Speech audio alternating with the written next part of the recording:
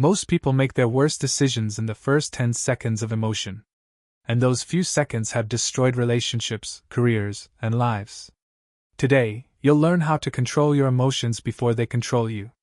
And there's a psychological twist Robert Greene warns about, one most people never see coming. Think of the last time you lost control. Who paid the price, you or them? Comment only if you're ready to never make that mistake again. The emotion trap. Your brain lies first. Ever notice how your first emotional reaction feels absolutely true? That's the trap. The brain fires emotions before logic ever wakes up. In that moment, you're not acting, you're being acted upon. When emotion leads, judgment collapses, and suddenly someone else is driving your behavior. That's how manipulation works. The world doesn't fear emotional people, it predicts them. Cold truth: predictable emotions equal predictable weaknesses. Your first task isn't to feel better. It's to notice the impulse before it becomes action, and hold it in place like a specimen under glass. Power begins with awareness. The hidden cost of emotional reactivity. Imagine this: someone insults you, and before thinking, you attack, defend, or spiral. In that instant, you surrendered power, not because you were angry, but because you were controlled by anger. Reactivity is obedience in disguise. Most people don't realize emotions can be weaponized against them. Guilt controls, envy blinds, and anger exposes. People reveal their weaknesses fastest when they react. Reaction exposes strategy. Control conceals it. Before responding, ask, does this response serve my long-term positioning, or just my ego? That single question creates distance, and distance creates dominance. Why your feelings aren't the enemy. Most people think emotional control means becoming cold, robotic, detached. Wrong. Your emotions aren't the problem, your obedience to them is. Feelings are signals, warnings, patterns, instincts. But when those signals become commands, you lose agency. Mastery isn't emotional numbness, it's emotional leverage. The powerful don't shut off emotion, they channel it with precision. Emotion is fuel, not steering. Here's the rule. Feel everything. Act on almost nothing. Respond only when the emotion has cooled enough to serve strategy, not impulse. Controlled emotion becomes power. Uncontrolled emotion becomes liability. The reptile brain versus the rational mind. Here's a brutal truth: the ancient part of your brain is running the show. Fear, anger, jealousy, ego, they fire instantly because survival once depended on them. But modern life punishes primal reactions. The reptile brain seeks dominance, defense, urgency. The rational mind seeks timing, positioning, and long-term advantage. One wants to strike now. The other wants to win later. Most people live as prisoners of instinct. Instinct reacts. Intelligence waits. Your goal isn't to erase your primal wiring, it's to override it. When instinct speaks, pause. When logic catches up, choose. That pause is the difference between losing power and owning it. Robert Greene's half-step back method. There's a reason impulsive people rarely hold power, they explode instead of observing. Greene teaches a simple but brutal discipline. When emotion hits, don't suppress it, step back from it. Distance turns chaos into information. That half-step creates a gap between stimulus and response, and gaps are where strategy lives. Most people react instantly. The powerful wait. Space equals control. Don't ask, how do I stop feeling this? Ask, why does this control me? Who benefits if I react? Mastery begins when awareness interrupts instinct, not the other way around. Anger, fast emotion, slow regret. Anger arrives like fire, fast, bright, and convincing. But decisions made in anger rot over time. You win the argument and lose the relationship. You defend your pride and destroy opportunity. Anger feels powerful, but it's actually a leak in your psychological armor. Others can trigger it and puppet your response. Anger feels strong. It signals weakness.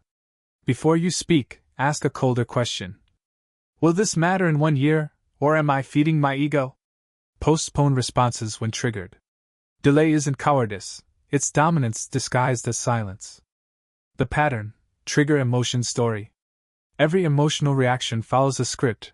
Something happens, you feel something, then your mind creates a story to justify the feeling. But the story is often fiction, built on insecurity, assumptions, and ego. The danger isn't the trigger. It's the narrative that forms immediately after. The mind lies to protect pride. When triggered, catch the narrative forming. Question it. Break it. Replace, "They disrespected me," with, "Is this real or is this projection?" The one who rewrites the story controls the reaction. The one who controls the reaction controls the outcome. How cognitive delay becomes power. In war, business, relationships, timing overwhelms force. The one who waits, watches, and responds deliberately gains leverage. Cognitive delay is the skill of letting emotions cool before action. Not freezing, calculating. Reaction is emotional gravity. Delay is emotional discipline. Waiting is a weapon. Practice responding slow. Let others expose themselves first, their motives, insecurity, arrogance. Every extra second you think, the balance of power shifts toward you. Soon, people will fear your silence more than others' rage. If this is already changing how you view yourself, comment. Control. Not for the algorithm, but to reinforce the identity you're building. Emotional distance is not equal to suppression. Some people misunderstand emotional mastery as cold refusal to feel. That's repression, and repression eventually erupts. True mastery is observation without possession. I feel anger, but I am not owned by anger. Distance creates neutrality. Neutrality creates clarity. When you no longer fuse identity with emotion, no insult, rejection, or chaos can destabilize you. Detachment is self-defense. Instead of reacting, label the emotion. Anger is present. Fear is rising. Ego wants control. Naming separates you from the impulse, and separation gives you choice. The freedom of choosing your response. Most people live as slaves to whatever emotion hits first. They justify it, defend it, normalize it, as if being controlled by impulses were destiny. But the moment you realize you can choose your response, everything shifts. Choice is freedom. And freedom is power. Impulse is instinct. Response is intelligence. When confronted, don't match tone, match intention. Answer not to win the moment, but to win the outcome. A controlled response is not passive, it's predatory patience. The enemy within, projection and emotional echoes. Sometimes the emotion you feel isn't about the moment, it's about old wounds resurfacing disguised as present conflict. Someone's tone reminds you of someone else. A rejection feels like an old scar reopening. This is projection, the past hijacking the present. Unexamined emotion repeats itself. When reaction feels bigger than the situation, pause. Ask, is this about now, or something older trying to be heard? The powerful confront their internal enemy first. Because the enemy outside is easy, compared to the one within. Sit with discomfort without reacting. Most people flee discomfort the moment it appears. The urge to speak, defend, justify, or retaliate is just the mind begging for relief. But discomfort isn't danger, it's data. If you can sit with a feeling without acting on it, the feeling loses its power over you. Silence dissolves the emotional storm. The next time irritation or fear rises, don't escape it. Observe it. Let it burn without moving. When you stop running from discomfort, something shifts. You become harder to provoke, harder to read, and nearly impossible to manipulate. Why time is the ultimate emotional filter. Time reveals what emotion hides.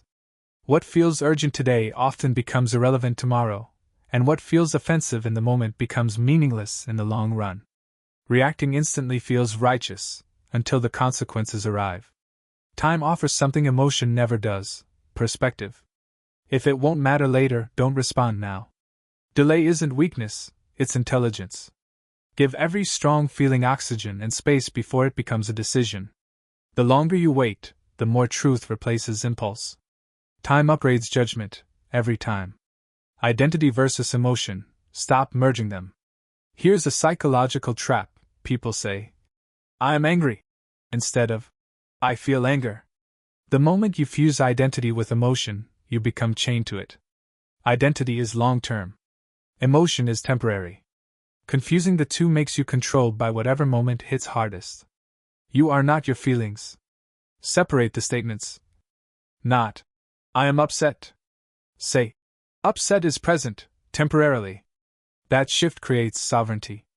Emotional control begins when you stop mistaking temporary reactions for permanent truth. Power respects those who control themselves. People don't admire emotional explosions, they study them. They remember your weak points, your triggers, your insecurities. Uncontrolled emotion signals instability, and instability invites dominance. The most respected people aren't loud, reactive, or explosive, they're composed. A calm person in chaos radiates threat. Control communicates power. Want respect? Answer slowly. Want authority? Maintain emotional neutrality. Want influence? Respond only when response serves a strategic purpose. The world bows, not to emotion, but to control. Practical rituals, journaling, breath, and mental debugging. Power is trained, not wished for. 3 practices sharpen control. Journal triggers, name patterns so they lose mystery. Use breath, slow the body so the mind follows. Debug your thoughts. Ask, is this emotion useful or just loud? These small routines turn chaos into information. Ritual builds control. Pick one habit today and repeat it until it becomes instinct. The brain rewires through repetition, not intention. The more you practice, the faster your mind transitions from reaction to strategy. The 72-hour rule. If emotion feels overwhelming, wait. High emotion rarely deserves immediate action. 3 days transforms the emotional landscape. Clarity rises, ego cools, and truth sharpens. The message you wanted to send becomes shorter, sharper, cleaner, or unnecessary. Clarity thrives in distance. If something still matters after 72 hours, act with intention, not heat. If it doesn't, delete the thought, discard the reaction, and move on. Mastery is knowing when silence is the final move. From reaction to mastery, the emotional warrior mindset. Emotional mastery isn't about being untouchable, it's about being unshakable. You still feel everything: anger, fear, envy, pride. But nothing moves you without permission. People will test you. Circumstances will provoke you. Life will pressure you. But you respond on your terms. Power is staying calm when others break. When emotions arise, you no longer collapse into reaction. You analyze. You choose. You execute. That's not repression, that's emotional sovereignty. This is the work. This is the discipline. This is the separation between average and powerful. Mastery doesn't come from suppressing emotions, it comes from owning them. Feel everything. React to almost nothing.